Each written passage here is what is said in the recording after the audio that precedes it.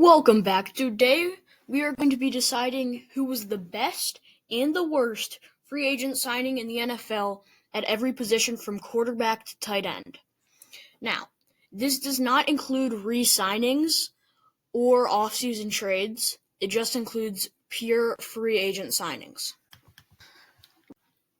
First up, as our best for QB, we have Mac Jones, who signed a cheap $4 million contract to be the backup to Brock Purdy, and honestly might have saved the 49ers with helping them get into the playoffs, as he had 2,100 pass yards, 13 touchdowns, 6 picks, and a nearly 70% completion percentage.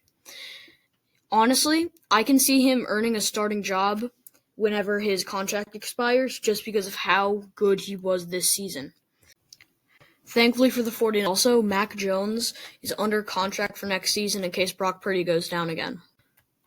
Our worst for the quarterback position is the absolute catastrophe of a contract given to Justin Fields.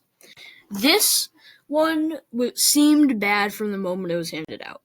2 years and $40 million for a QB who has not proven to be a consistent, solid NFL starter. And boy, was that proven.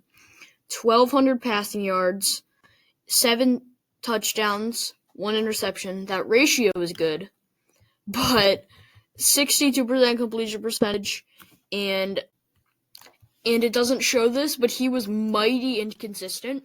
20, and he didn't even make it all the way through the year, so they're wasting money. They're basically burning money giving it to Justin Fields. Absolute catastrophe of a contract that they have to endure for another year. Moving on over to rushing, for our best contract, we have Javonte Williams, who signed a cheap contract after struggling for the Broncos after his rookie season ACL tear. This year, though, he has not struggled in the slightest, putting up 1,200 rushing yards, 11 touchdowns, on only 252 attempts. He has been absolutely incredible this season for the Cowboys, helping them have, honestly, one of the best offenses in the league with an elite rusher like Javonte Williams and an incredible quarterback with Dak Prescott, and great also with George Pickens and CeeDee Lamb. For running back, we have our worst. We have Najee Harris, given a 4 yards per carry average about, and 0 touchdowns the entire season, as he missed most of it with the eye injury. Absolutely horrendous contract, and they gave him $5 million, so that really did not help. So much for his injuryless career, because he missed basically the entire season with one. For the wide receiver position, the